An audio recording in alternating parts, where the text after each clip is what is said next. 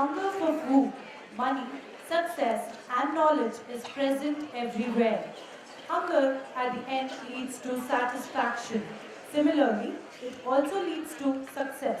After an energetic and knowledgeable first half session, I, Dipshika Singh, And I, Alok Ropin. welcome you all back to the journey of Balaji Institute of Management and Human Resource Development Business Convention 2016. Our souls are united as a corporate stalwarts have healed our students with a comprehensive corporate idea and understanding. There's a very great aphorism that information is a pretty thin stuff unless mixed with experience and attitude. May I request you to join your hands for a polymath, a whisked, Mr. Apurva Chamaria, VP and Head Corporate Marketing Excellence.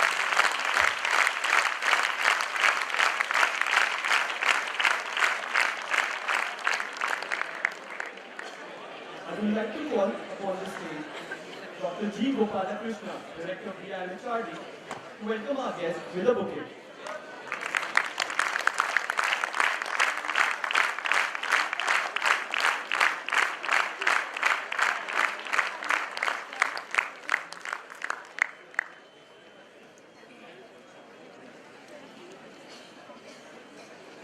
Thank you, sir. May I now call upon Nirmesh Singh, Student Manager, BIM HRD, to introduce Mr. Apurva Chamaria.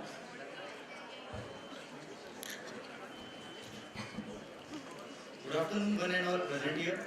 It gives me immense pleasure and honor to welcome our guest, Mr. Apu Chamaria, who is the Vice President and Head Corporate Marketing for HCL Technologies, a $7 billion global IT major. Under his leadership, HCL became the fastest growing brand. In the last 3 years of HCL campaigns, he has won 101 prestigious global and regional marketing awards. In his 11 years at HCL, he has performed various roles including being CEO of Beneath Nayar's EA, Sales Director at HCL America driving business development, and leading marketing and strategy for enterprise applications business. He has worked in various sales and marketing positions at Rand HC Laboratories, which is now Sun Pharmaceuticals. He also been a journalist and a client servicing executive at advertising agency. In various parts of his career, he has worked in Asia Pacific, India, Africa, UK, and North America. He holds a double master's in business management and advertising. He completed his schooling from Mayo College, Ajmer. Currently, he is pursuing his senior executive leadership program from Harvard Business School, Boston. He is regarded as thought leader on digital transformation and is regularly quoted in publications. He is a sought-after speaker and has keynoted at Oracle Cloud World, LinkedIn Tech Connect, Microsoft Ignite, Hindustan Times Top 50 Brands, etc. He is a member of the advisory board at Mudra Institute of Communications, Ahmedabad. He is a columnist for The Pitch and Digital Market Asia magazines. His book, You Are the Key, Unlock Doors Through Social Selling, hit number 2 in Amazon India's bestsellers list with 20 days of being launched in January 2016.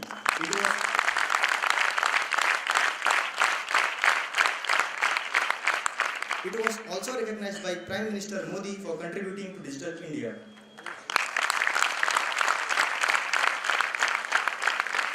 In his spare times, he likes mentoring startups and helping them scale their business. Some of the startups he is mentoring include Play or Sports, Funlocker, Filmvallas, Sponsify Me, Checkbook, etc.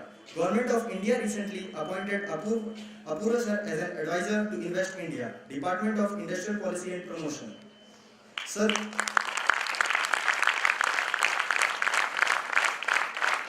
so we are deeply honored to welcome you and now would like to invite Mr. Apu sir to address the gatherings. Good afternoon. So, speaking after lunch is usually a very, very tough act. I was just told that all of you have gone out for lunch and you're just back from lunch. So, I'll try my best to keep you awake and not lull you to sleep.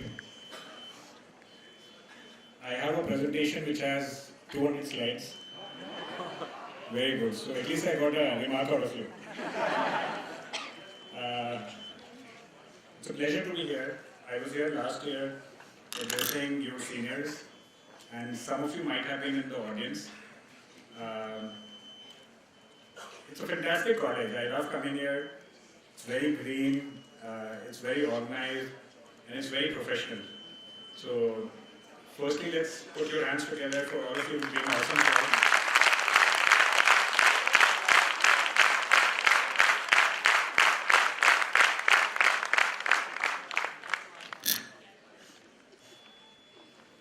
Let me ask you a question, and I want a show of hands. How many of you want to be entrepreneurs or think you are entrepreneurs? Amazing. I already love you guys. 70% of the batch wants to be entrepreneurs or think you are already entrepreneurs. It's fantastic. This presentation is going to be very, very important to all of you who think you are entrepreneurs or want to be entrepreneurs. Today we are going to talk about how do you win. Do you guys love winning? Yes, sir. How do you create winning teams and how do you create companies which win? This is not only important for people who want to be entrepreneurs, but equally important for people who want to be employees. Today, companies are looking at people and they're looking at employees who have what I call a founder DNA, who have enough entrepreneurship built into them.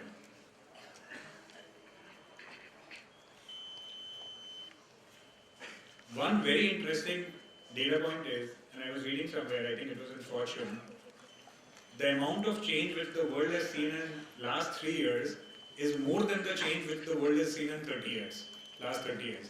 So what do you think is changing? Anybody? Technology is bringing about a change. There are three large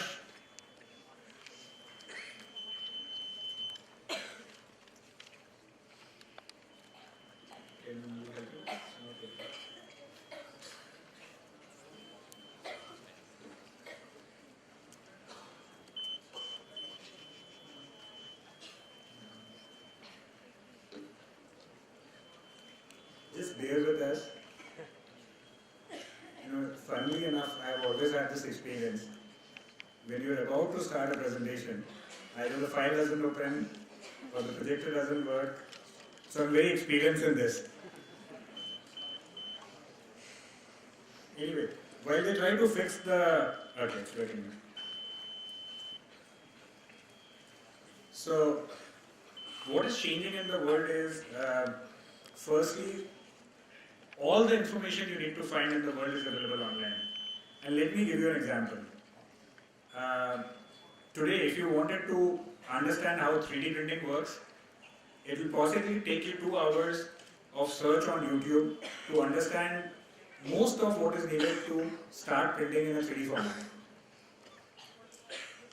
If you wanted to learn Python programming or wanted to learn how to write code in HTML5, possibly take you 8 hours on YouTube. Everything which was sacred earlier, which was not available earlier, is available online. Second key factor is, today the phone in your pocket possibly holds more computing power than the computing power which was running National Stock Exchange 10 years ago. Right? With Reliance Jio coming up with a very, very attractive data package, data prices are going to crash even further, which means data and bandwidth is going to be ubiquitous. The third factor is price of storage is dropping drastically. Today, if you are a startup, you can talk to a company like IBM or Amazon and pretty much get $8,000 to $10,000 of storage credit free every month for the next 3 to 5 years. Why am I talking about this? The reason this is important to understand is these factors make it a brilliant time to be an entrepreneur. The cost of capital is low, the cost of technology is even lower, and the ease of setting up business has never been higher.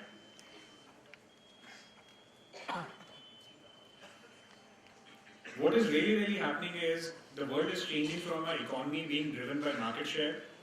If you go back 20 years ago, the dream companies on campuses were companies which had huge manufacturing plants, huge distribution networks, and huge number of employees. These were asset-heavy companies. Today's world is all about being asset light and experience centric. It's no more important to have huge amount of market share, but companies believe that if you have a huge amount of mind share, that will lead to market share.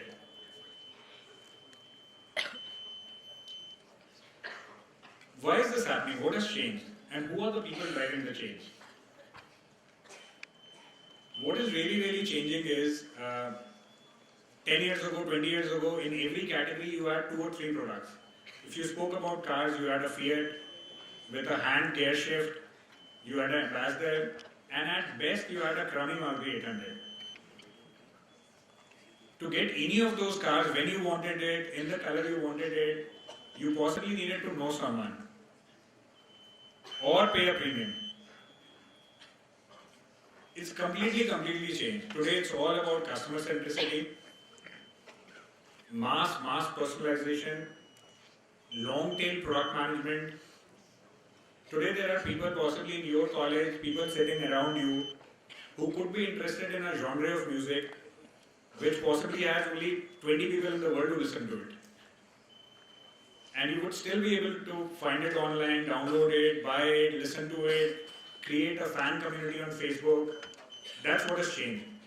Earlier, if the market was not big enough, if you did not have millions of people wanting to buy your product, you couldn't kick it off.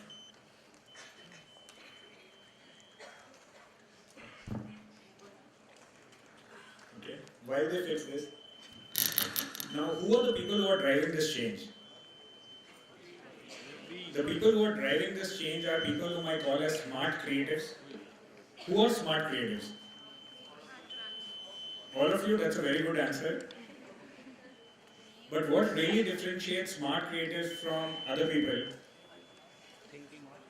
they have a very high degree of technology understanding, willingness to do, yeah. They're very creative. So 10 years ago, people used to say that if you're in finance, you will get a higher paying job. If you're in finance, you can be the CEO. Then it became finance and marketing or sales. Today, it's actually people with a liberal arts background which are in short supply.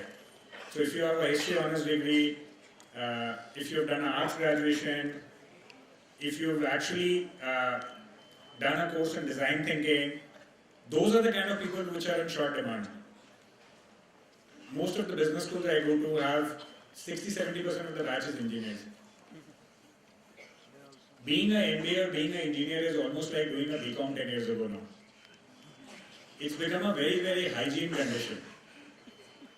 So now what gets my eye when we go to recruit is, oh, this person is not an engineer, he must have done something interesting. The best joke which I heard on engineers, and this is not to really pull your leg, is engineering is what people do, and after that they go and figure out what they want to do. So, big hand to all of you who are not engineers there.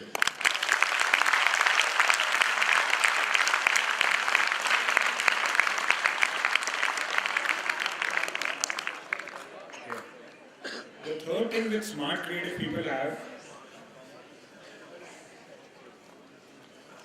thank you. So they have technical knowledge, they have creativity, and third thing is they have business expertise. How much ever we would like to believe that business expertise lies in reading business books, and the more books you have read, the more experience you have in business, unfortunately it doesn't work like that in the world. Business expertise only comes from running a business. It could be a small business while you're working in college. I was at one of India's top MBA schools recruiting, and I saw a resume which had a very low GPA. It was absolutely low, and this is one of the top business schools in India. And just out of curiosity, I called the candidate over for an interview. The way I look at it, either you have very high GPA or you have very low. Medium is boring. And I asked the candidate, I said, what were you doing which was more important than studies? And you spent 2 years with this college. And he basically told me he coded an online poker game, and he found the course very easy. He said, MBA is very easy, So I really didn't feel, I had already paid for it, so I couldn't step out. And I thought this is a great market. All educated people, all have the paying power to pay these high fees. And I created an online game and people were playing it and my fees became free. And over 2 years, everybody, 70% of the batch and possibly 100% of the professors were playing it. So I made a lot of money and that's why my GPA is low. I said, wow, that's an interesting story. And then I validated it with a few of his professors and they very sheepishly admitted that yes, they've been playing the game and it's very addictive. And we ended up hiring that guy. So, very, very important to find people who have a business acumen, who are creative and who have a deep technical knowledge. I would go to the extent of saying if you went back 20 years ago, something like typing was a core skill. And your parents would tell you, go out and learn typing. 10 years ago or 5 years ago, it became Word, PowerPoint, Excel. Today, coding is almost a base skill. If you can't do some basic level of coding, marketing has mostly become MarTech, marketing technology. You should really, really think. I've been led to believe that most of you are first or second year students. So there's still a lot of time you have to learn coding and so take out time to do that. That's my advice. Now, what is the problem with large companies today? And large companies are not defined to one sector, but these are companies which could be banks, which could be telcos, which could be manufacturing companies. The problem with most large companies is people feel information is power and information should be hoarded. Only I know this piece of information and that's my source of power. What does this do? This slows down decision making. Second thing is, the companies have been designed in such a manner where failure is very expensive. As soon as, when you join as a youngster, as a management trainee or as a summer trainee, you very quickly realize that if you have a crazy idea, people look at you weirdly and you're encouraged not to do it. The only thing you're told is, this is the reason why it will not work.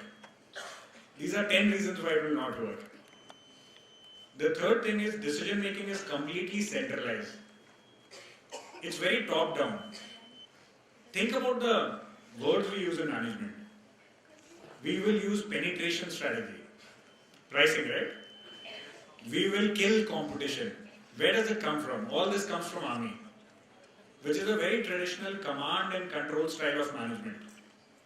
It's very old fashioned. It's management 101. Management today is all about creating holocratic organizations. These are organizations which believe in holocracy. These are companies which are self-governed, where employees don't look up to the CEO for decision making.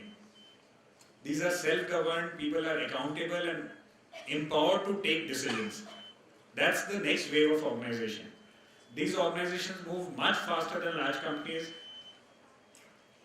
It just happens that most of these organizations are startups. The problem with most large companies is they are designed to be slow. Very, very slow. They are designed to be run by committees. You know what's the best definition of a committee I've ever heard? A camel is a horse designed by a committee.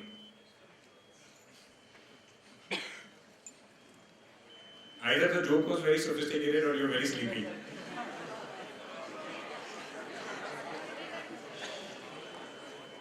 Moving slow doesn't work in an internet economy. It just doesn't work. In an internet economy, it's important to ship even if you're 80% correct. How many of you are perfectionists or you think you're perfectionists? Raise your hands. Don't be shy. We're not judging you. 10, 15, 20 of you in a crowd of 800. And I can see a lot of nudges that, raise your hand and... Well, the bad news for the 20 of you is, in an internet economy, it's important to ship even if you're 80% right. Because by the time you are 100% right and the product is perfect, and the Word document is perfect, and all the T's are crossed, and all the I's are dotted, and all the full stops have been put, the competition would have eaten your lunch. So in an internet economy, you need to retrain yourself not to be perfect, but to be fast and to be 80% right. What works? So the first part of my session was what doesn't work. Now let's see what works. What makes people successful, what makes companies successful, and what do you need to know to win. How do you build a smart, internet-friendly 21st century culture? Now, the only way to win is to attract talent which is better than you. So whenever you are hiring people, whenever you are looking for co-founders, whenever you are looking for colleagues to work on a project, whenever you are making your study groups in Balaji, hunt around and look for people who are smarter than you. They make life much more easier. How do you do that? Not very easy to do. The good or bad part is the smart people know they are smart. They are not easy to convince. They are very smart and they can't be fooled. You can't just show them some marketing glitz and attract them to your group, to your study group, to your company. You can't get them as a co-founder easily. Smart people only care about one thing. They need to really care about the place they work in. They need to be very passionate about the idea. They want to work with people who are fun to work with. They want to be excited. They want to feel alive every moment. They are not excited by 700-page documents or 30-page slide decks. They are excited by your ability to narrate a story, your ability to convince them about a business plan. So the first thing you should do when you're starting companies or creating groups is firstly talk about and try defining what do you care about as a group? How will you make decisions? What are your shared aspirations? What are your shared worries? Very important. In HR Ruby, it's known as forming, norming, storming. Sound familiar?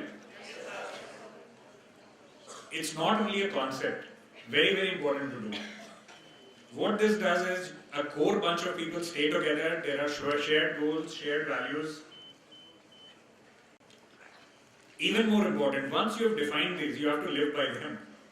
They just can't be a fancy poster in your room or a fancy t-shirt you wear. You have to actually live by them. When does this get tested? A lot of you will say, I'm honest, I'm punctual, I'm a dreamer, I work very hard, I'm very creative. When does it get tested? It gets tested when there is a crisis. You've set out, you've launched a company, one of the company's core values is honesty. You're running out, you only have money to pay the last 1 month's paycheck. There is a client who comes to you and your friend in the client side says, I can tell you right now, you don't have this feature in your product or service, but if you just make a claim that we are building this and we will launch it in 2 months, they will give you the business. It's a crisis. One of your core values is honesty. That is the time which tests whether it's actually your core value or it's just a clever sticker on your car.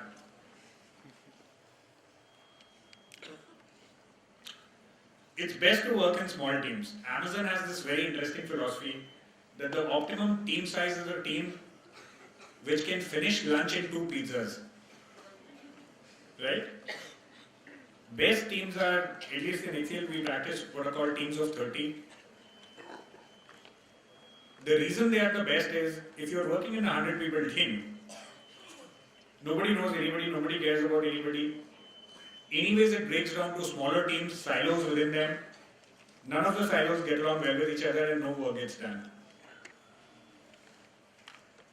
One thing which will strike you when you go to any startup office is they have no cubicles. They have tables like these, they have people sitting all around them and tremendously crowded. They do this because Crowded places breed serendipity. They increase the flow of information. If you're staying in a hostel which doesn't have individual rooms, which has dorms of 8, like most business schools like IIMs and even Harvard and Stanford have dorms. The reason why dorms are important is there are 8 people crammed in a small space. You're daily talking to each other, you're going out for coffee, you're working, and often your dorm mates are different from the mates in your study group, which leads to a lot of serendipitous conversations. What did you guys learn in class? What happened? Whom are you hanging around with? Which results in a lot of crazy ideas and innovation. How do you organize yourself?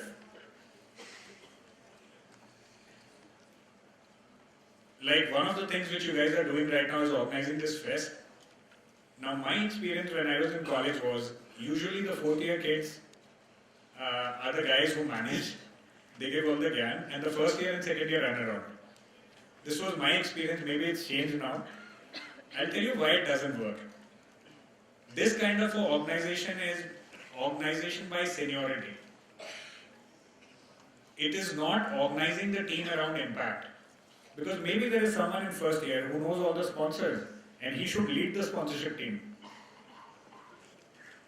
There's a 4th year kid who's telling him what to do and he's like, my idea is not being appreciated, why should I run around so much? Always organize teams around impact areas and not seniority. More years of experience really doesn't mean more years of experience, it just means you're older. Which at times is not a very good thing. Next comes strategy. You've found the smart creative people, you've figured out a way to hire them, you've created a culture which makes them want to join and retain. It is very important to create business plans, but it is equally important to not stick to them when situations change. Documents don't run business. Customers and competition forces you to react in ways in which you are not imagining. So if the business plan is your Holy Bible or Gita or whatever, it's not going to work. It's just a plan.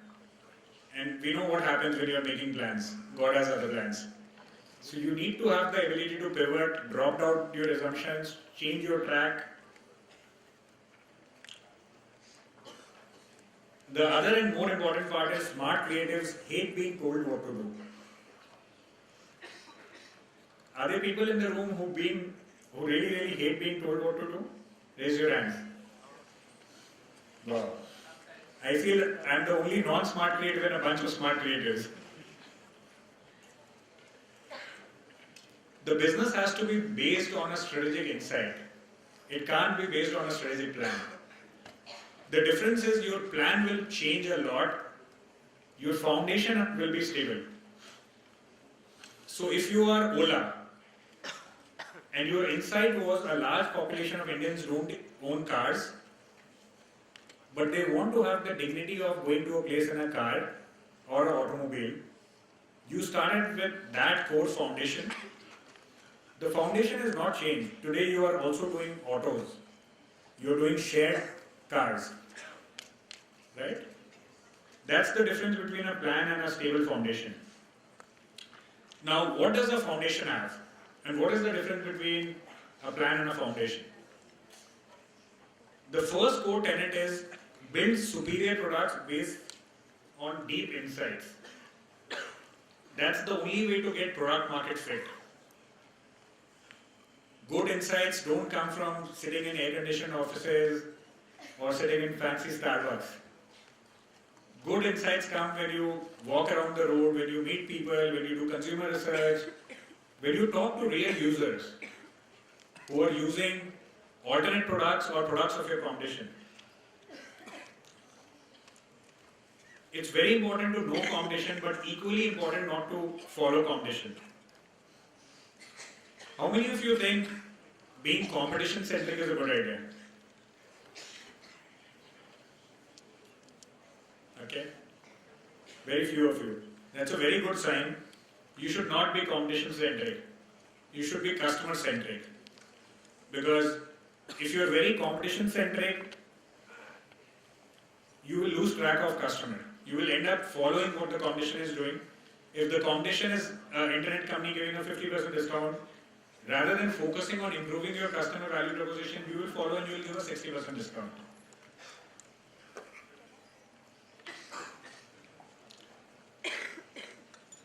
Very, very important. Never delegate hiring. Even today, when we hire for my team, I personally visit all business schools, even if we are hiring laterals, even if it's office staff or office help, I personally interview everyone. If your whole company is going to be based, and the growth is going to be based on hiring smart creatives, you can't delegate hiring. It can't be the HR manager's job, it can't be the recruiter's job. All of you personally need to be very good hirers. You need to think about what are the questions you will ask. What do responses mean? What are the traits you will look at? It becomes critical to be a good hiring manager. Now that you've hired smart creatives, you need to give them a place to grow and enjoy playing.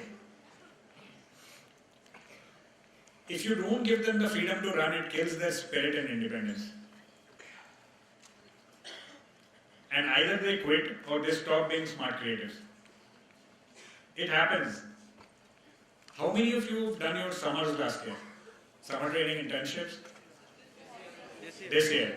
When did your internships get over? I don't want company names, but did some of you feel you had great ideas and either people didn't listen to them or they didn't get implemented? Very few of them. I'm assuming others didn't have great ideas. Some of you are saying it's got implemented. Very good.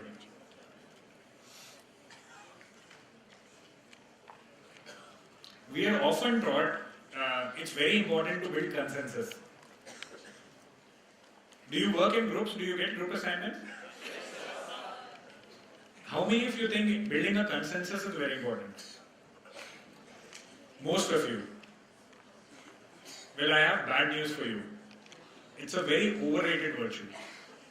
What is important is you listen to everybody. Giving everybody a patient hearing, trying to understand is very important.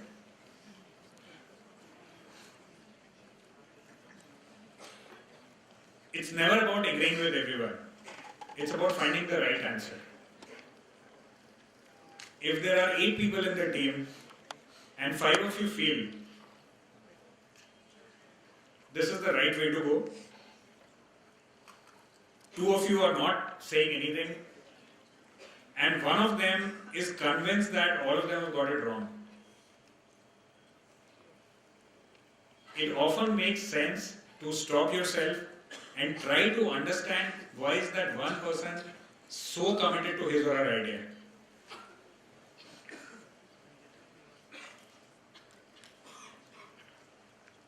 If everybody is headed in the right direction or in the same direction, it's often the wrong direction. It's too crowded.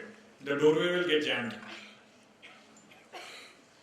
So you often should encourage people in your team, in your companies, and try to get people who are dissenters, who are contrarian, who have different ideas, who will challenge you. This is different from people who will say no to everything. These are not negative people. They are people who want to do things but have a different way of looking at life.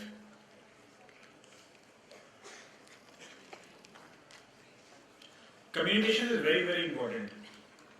So please spend the next 1 year, 2 years in business school, in engineering college, doing a lot of presentations. Every time you get a chance, jump on and say, I'll do the presentation. Extremely, extremely important. How many of you are in marketing? Wow. All of you? Okay. How many of you are in HR? Equal number of people. It's funny. Finance? Okay. Operations, supply chain, IT. I love the way all of you are sitting together. All HR people are here. All operations people and IT people are there. All marketers are there. Well, I again have an interesting piece of advice for you. All of you are in the business of marketing. Whether you are a HR manager or an operations manager, all of you are either selling or marketing something. You might create an employee compensation plan, but if your employees don't buy into it, if it is not launched well, it will not work.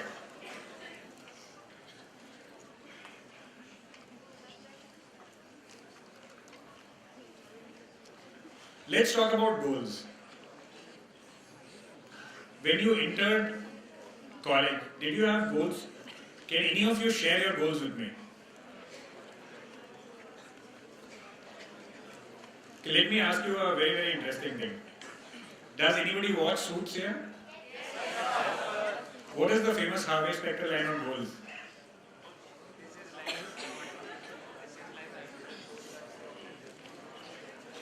Okay. During the session, if somebody can research and tell me what is the famous Harvey Specter line on goals? So, Yes. this is life, I want this. Okay, that's one of his quotes, but there's a better quote.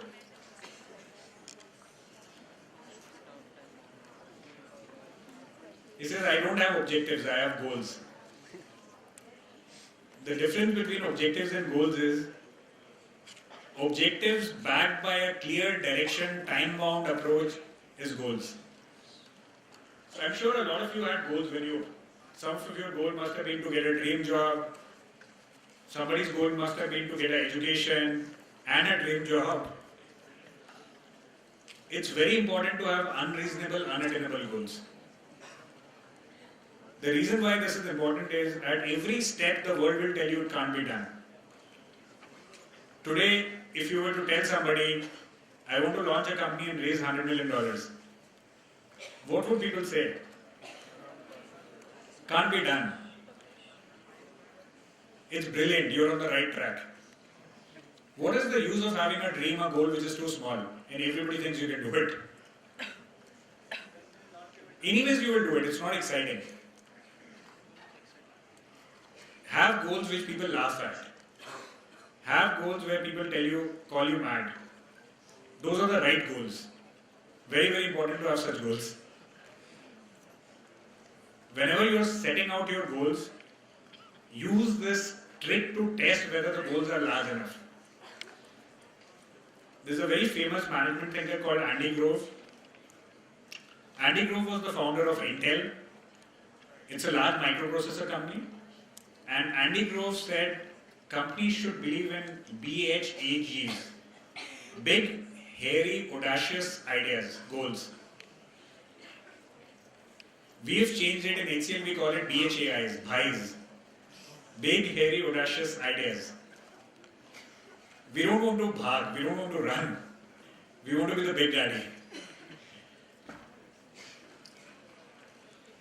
Who are the people you should listen to? Are these your family? Yes, you should listen to your family. I will not advise you not to listen. Yes, it should be your boyfriends and girlfriends. But when okay. I hear the guy saying no. Never, okay. I see a lot of heartburn there. But in companies, in project teams, when you're trying to build something, listen to the people who are closest to the ground.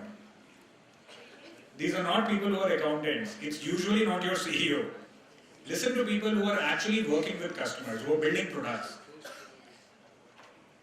Listen to the people in suits and not the people who are wearing ties and coats. At least for me, my warning sign goes off if I see somebody in a tie. When somebody is already working, and I can understand you're wearing a tie because you want a job or there's an interview. Doers are usually too busy to be wearing a suit and a tie. In none of the startups, in none of the internet companies, you will find people in suits. They're too busy doing. And it's become perfectly acceptable. The new dress code is actually denims and a casual shirt. That's the new suit. Ideas can come from anywhere. Do you really believe that there are people who have no ideas? Do you believe that all of you have ideas? Yes. So please practice what I call active listening. Most of you hear but don't listen. Do you know what is the difference between listening and hearing?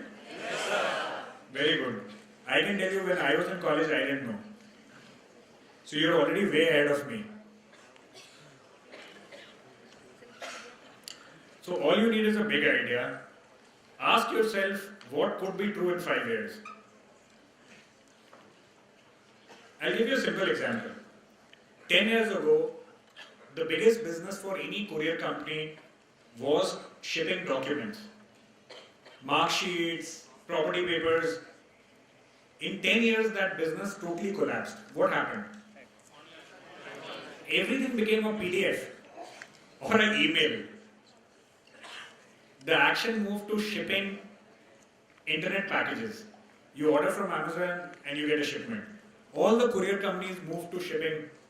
What is going to be the next wave of disruption? Yes? Any thoughts on what will make drones redundant? 3D printing. Thank you. Great answer. People will soon just buy, and in your email you will get code and you will print it out. Why would you need package delivery? So really ask yourself what is going to be true 5 years from now. Not what is the market opportunity now. Whatever is the market opportunity now, there are already 30, 40, 100 companies attacking it. And you will be the 301st company to attack it. Which means you will be fighting for the same quality of talent, you will need more money. Attack something which is a little more far out. The last words I want to leave you with is try to imagine the unimaginable, because a lot of unimaginable is happening right now. Thank you.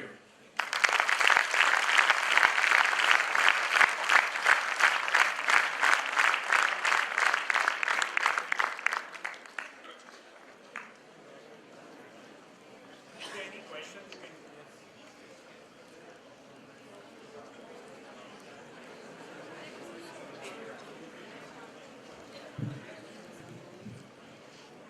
Good afternoon, sir.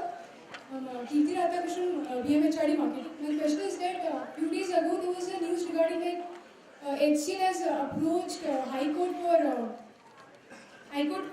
withdrawing the scheme of HCL Technology, HCL Cognate and their shareholders and creditors. So what is the reason behind the withdrawal and what will be the after effect after the withdrawal of these schemes, sir?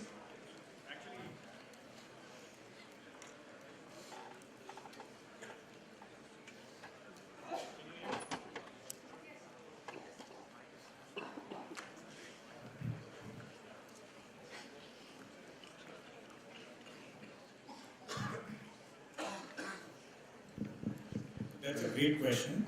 But can we stick to questions around the topic? I want to make sure that you're getting enough out of this session. So until unless you are a shareholder and it's of genuine interest, I can explain it later. But let's stick to questions around the topic. It will help you more. Thank you.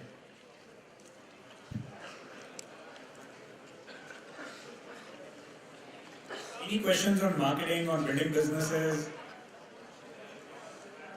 Hello. Afternoon, sir. Hello, sir. Hi. I'm Ahmed Azmi. I'm from BMHRD Marketing. I just wanted to ask one I'll question. teach you a trick. When speaking in the microphone, hold it like this. Keep it far. If the microphone is very close, can you see the difference? Yeah.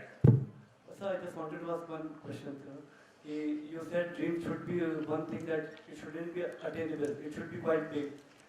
So there are two contradictory statements. I've heard someone saying that dreams should be achievable.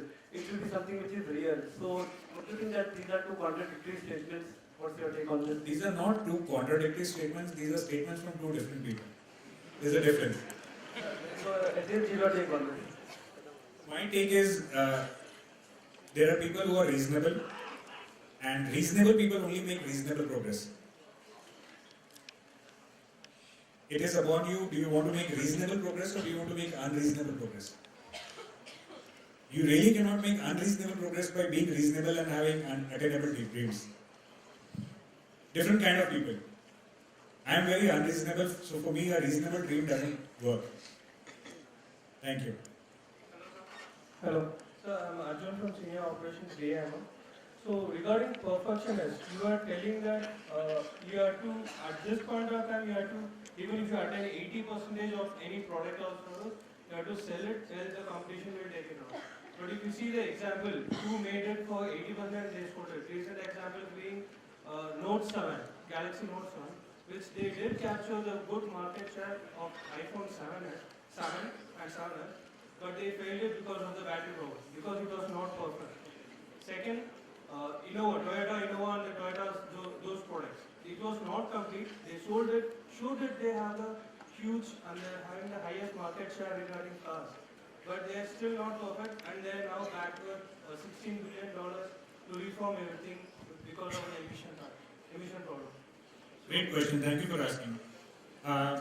The way you should look at it is,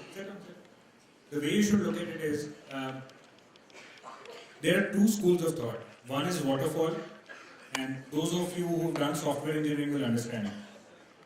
Waterfall is a very linear development methodology. Waterfall aims at perfection. The second is agile. Every day you're dropping code, you're improving the product. When I say when you are imperfect, ship it, it is because while you work at perfection, the market is changing. The customer's needs are changing. By the time you ship the product which you think is perfect, the market would have changed. So it makes more sense to ship it and continuously improve it rather than wait for the perfect product. Because there is nothing called the perfect product. Think about yourself. How many of you have used Uber or use Uber right now? Most of you? When Uber first came to India, I think it was 3 or 4 years ago. When you first saw the Uber UI, it was brilliant and you loved it. You said, it just shows me where the cab is coming from. It is what you call a wow experience. Today, every app company, whether it's a pizza delivery app or it is a cab app, has that. Whatever you call as a perfect product today will be an inferior product tomorrow. Specifically on Samsung, products fail because of a variety of decisions, a variety of reasons. I don't know much about Innova, but at times products fail because the companies were not agile and did not keep reinventing the product. Apple went through the same issues. Even now, Apple battery life is possibly not that great. Android is better. A lot of us still use Apple. It's not a perfect product. In fact, in every way, it's more inferior than Android. So perfection is not really required. That's my 2 cents. The other thing you should think about is practice does not make you perfect. If you're doing something wrong, practice will only make you perfect in doing a wrong thing. So all these are often statements which need to be understood a little more. Thank you. Hello. Hello, sir. Myself Shikar Modi and being HRD marketing student. So my question is, during the starting a startup, we have to face across many problems like funding and all. So how we ensure for our survival in the market? You're asking me to give you the secret of life. Sir, any suggestion regarding from yourself? Because many grocery online portals. So firstly, I'll tell you, if you're seeing it as a problem, startup is not the game for you. Because as you scale, there will always be funding challenges, there will always be employee challenges, there will always be competition challenges. That's a part of running your own company. I would say network heavily. A tip, across 2 days, possibly 3 days, you will have 20 speakers listening in. Network heavily. I'm not going to give you more tips, but you know what I'm talking about. So network heavily, raising capital is not that hard. Good afternoon, sir. Yeah. Sir, my name is Kala Sharma. I'm from BM Center Marketing. As we talk about funding and all, so I want to ask, there's a general phenomena that only IITians, IIMs get the funding from angel funders. Whereas, if at all somebody from a mid-level management school want to start up, so they struggle for incubators as well. So like this is something the idea is it is identified on the way of your degree, where it is from, IIMs or So I'm sorry, but I don't agree with that statement. Most startups, when they're applying to an incubator, there could be possibly some incubators which are looking at your degrees, but degrees are the I have either mentored or invested in 19 startups till now. Other than possibly 2 which have an engineering degree from IIT, none of them are IITians, none of them are from IIMs. It really doesn't matter. You show me a healthy balance sheet, you show me traction, you show me a product which is getting great product market fit. Really doesn't matter because your degree is not what will get me returns. I can't show you degree and the customer will buy your product, right? the trend shows that only for people from mid-level management struggle for incubators as well. Did it ever strike you that maybe people from other colleges don't apply that much? Yeah. I can use But whatever I saw being in a group of startups and so whatever I saw like 2 years down the line, so that is I'll give you advice. I think you can use data to prove anything. Reports and research reports and statistics are only statistics. The way you should personally think of it is, you are the exception. If you are going to be the norm, then it's going to be very challenging. You shouldn't care whether the funding is only going to IITs or not. There are always exceptions to make it. Don't be bothered about these reports, and people have to write something, so they will write. I know tons of exceptions who are getting funding, who are doing very well. And there could be many reasons. Maybe the number of people who are IITians and are at that level and apply and want to do startups is much higher. Maybe because their security cushion is higher and they know that if they fail, they can always get a job. I don't know what is the reason. But there are exceptions, so it's very easy. It's not that difficult. If you need any help, you can always reach out to me on Twitter or LinkedIn and I can give you some advice. Thank you, sir. Thank you. Sir, this is Rishabh Bhagwani from MSRD here in HID. Sir, I have a question. You told about smart creative. So, if you have a dream to create a company that is out of box seeing the automation taking place, so what do you think that how should a person progress towards it? Can you repeat your question? Is your question on how can you use automation on smart grids? No, how can a person, the company who is much of human resource required, so after 5 years there will be a lot of automation taking place. Yeah, so thank you. That's a very nuanced question. It's a very interesting question. So thank you for asking.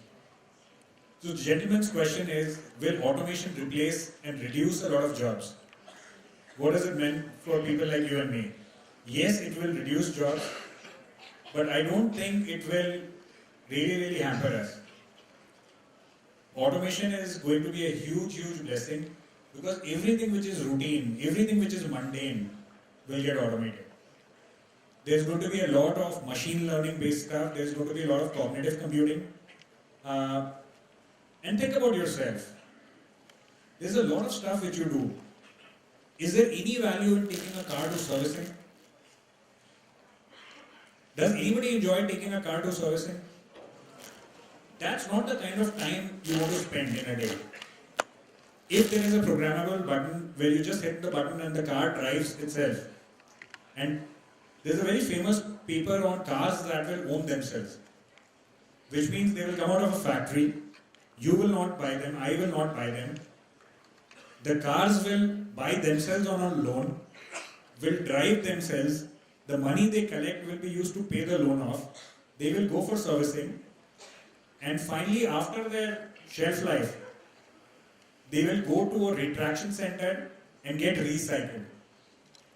You can just search cars that will own themselves. It's brilliant. Do you really want to be in the business of owning cars and maintaining them? Maybe not. So there are two ways to look at. You can either see automation as a threat, or you can see it as a greatest friend, which will really help you become more productive, more useful, and focus on higher value activities.